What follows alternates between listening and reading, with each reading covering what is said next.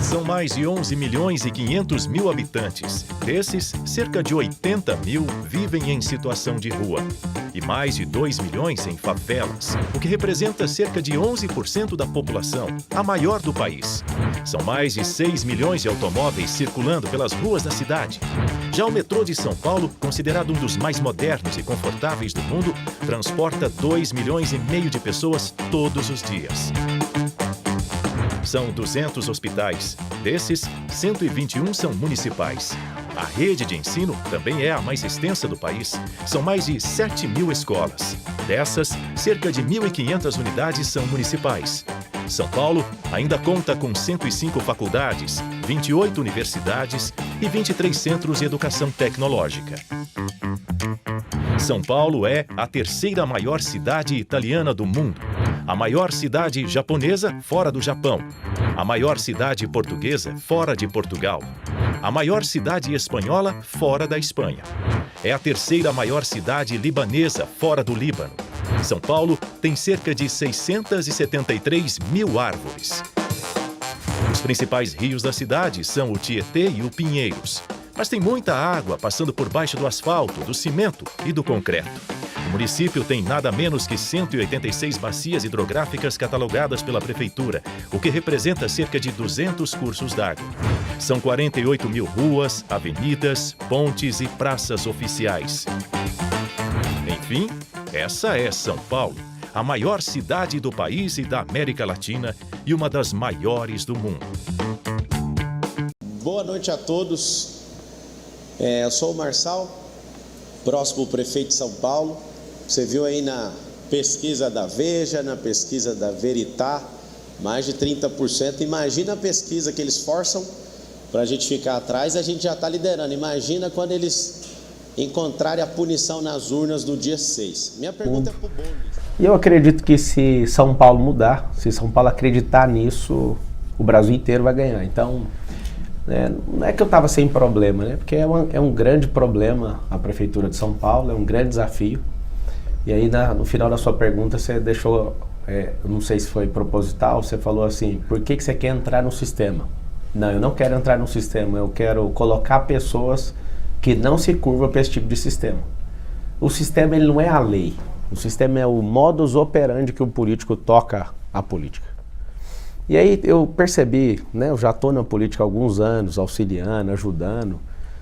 Quando eu era garoto, meu pai era funcionário público do Legislativo, então eu entendo um pouquinho como que essas coisas funcionam. E a grande verdade é que eu não acordei com essa vontade. Eu percebi que o Salles, que tinha 18 pontos na pesquisa, que é um candidato, era, né, pré-candidato, falava aquela mesma língua que eu, e eu percebi que ele foi sacado, eu falei, o que está de errado aqui nessa Prefeitura de São Paulo? Por que o Valdemar fez esse saque, né? E uma das eleições mais difíceis que existe é de prefeitura, né? A municipal, de vereador e de prefeito. E são tantas alianças que ninguém deixa gente boa disputar. Se tivesse realmente gente à altura, com mentalidade, né? Querendo tirar o povo de verdade da miséria, não com proselitismo, não com barganhas eleitoreiras, eu jamais ia mexer com isso. E como eu tenho um sonho de ver esse país se tornar uma nação de primeiro mundo, pessoas do nosso nível de trabalho, de esforço, de servidão, eu que já venho servindo uma nação africana, na verdade eu tenho servido várias, mas a principal onde eu dedico é em Angola. Eu fui picado ali pelo espírito público em 2019, e quando eu estava saindo dali, eu lembro de um garoto chamado Paulo falando, você nunca mais vai voltar aqui, né? Você ganha R$2.000, R$3.000, você não tem que rever alguns gastos? A prefeitura está com pouco dinheiro. Segundo todos estão falando, pela ineficiência, né? Porque são 120 bilhões ano que vem de orçamento e já está tudo comprometido por falta de eficiência. E aqui está o segredo. Eu não preciso ter um perfil de gestão para falar que eu vou fazer diferente ou não. A primeira coisa que tem que ter num governo é austeridade. O que é austeridade? A gente tem que saber separar custo e despesa. Custo é aquilo que eu invisto e tem retorno, e despesa é aquilo que eu fico pondo no dinheiro do povo, o seu dinheiro. O dinheiro de 190 mil pessoas está na fila de cirurgia, 447 mil pessoas estão na fila de exame, 34 milhões de calçadas que precisam ser feitas, 34 milhões de metros. Você sabia, você que está assistindo, Se não tiver um gestor aí com esse recurso todo, esses milhões de metros quadrados de calçada representa 30% dos acidentes que a gente recebe nas UPAs hoje. Ou seja, são coisas... Estou lá no te atualizei. E eu vou te falar, foram o que os taxistas me pediram. Os taxistas que estavam na dúvida, falando assim, faz ele falar.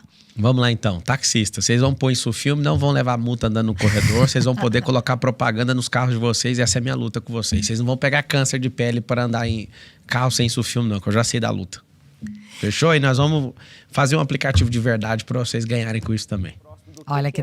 Capilarizar o empreendedorismo na cidade. O que é? Levar empresas para onde?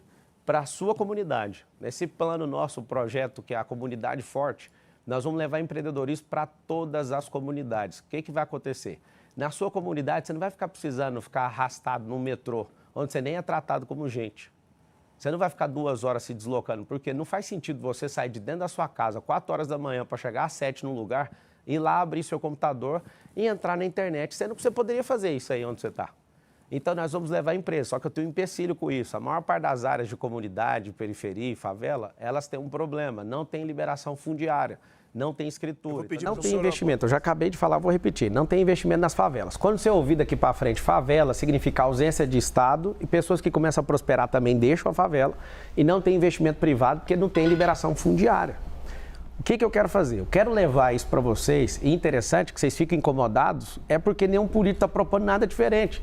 Eu falo para a periferia, é para investir nesse povo, para fazer centros gastronômicos de empreendedorismo, hotelaria e fazer centros olímpicos. Eu quero trazer o turismo para dentro desses lugares para desenvolver, porque não tem investimento privado, não tem emprego lá, não tem nenhum investimento público lá. Isso é para trazer a realidade deles, não é a solução de trânsito da cidade. Se você quiser discutir as principais, cada povo ali tem uma história. Aí nós vamos colocar um teleférico rasgando o céu de São Paulo.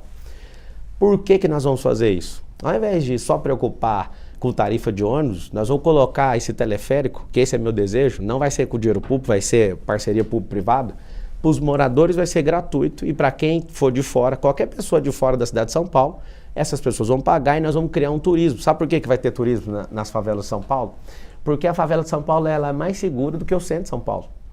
Você acredita, Raquel, que eu ando na favela, eu fico em paz. É claro que eu estou andando com os meus seguranças, mas só o líder comunitário falar assim, fique tranquilo. Mas qual a sua posição sobre a tarifa zero? Você vai manter eu vou perguntar ou revogar? Ao povo. Não, imagina eu falar que vou manter ou revogar, eu vou perguntar para as pessoas. Se é um direito adquirido e está tudo certo, mas isso custa tantos milhões, mas isso é benefício para o povo gosta disso? Que mantenha, não está faltando dinheiro. Foi às ruas e gravou algumas perguntas, a gente acompanha agora a primeira delas. Marçal, a sua ideia referente ao teleférico aqui em São Paulo, primeiramente quantas pessoas caberiam nesse teleférico e quais regiões seriam afetadas ou beneficiadas por esse empreendimento? Parece que é Carlos. Será que tem como confirmar? Ô, Ana, nossa diretora, o nome dele estava coberto ali pela tarja, mas me pareceu Carlos, mas eu tô só adivinhando que eu vi as 3 últimas letras. É Carlos. Chegou a confirmação. Carlos, obrigado pela pergunta. A cápsula que carrega pode carregar 3, 6, 8, até 12 pessoas, depende do investimento. E esse teleférico não é a solução de mobilidade para a cidade inteira. Esse é um cinturão de teleférico em 2 pontos. Nas periferias, para a gente levar investimento, transformar as periferias, as favelas, em pontos turísticos, gastronômicos, de empreendedorismo, pontos olímpicos. Porque toda vez que você ouvir favela, significa ausência do Estado e não tem investimento. A gente tem que fazer liberação fundiária, que é liberar as escrituras ali, liberar o logradouro público, que a maioria das pessoas que moram nessas situações tem que buscar suas correspondências lá na entrada da favela. Se não tiver investimento de infraestrutura, não vai mudar nada. É o transporte mais seguro, 5 vezes mais barato do que rasgar o chão com o metrô, só para você saber. É 100% ecológico, não faz barulho. Então é um elevador na horizontal. Quantas pessoas caberiam, candidato, como Carlos perguntou? A cada cápsula, eu falei. Isso. Dependendo, pode colocar até 20, depende do contrato. Quantas? Numa cidade igual Medellín, que deve ter 35 quilômetros e 11 linhas, consegue carregar, num dia normal, 300, 400 mil pessoas, para você ter uma noção. Então, assim, é um transporte que não para, ele é contínuo. Então, não tem pare, não tem problema com insegurança, é um negócio assim, que isso tem em várias nações da América Latina, tem 2 no Brasil, tem um no Balneário Camboriú, tem um no Alemão, porque por falta de gestão não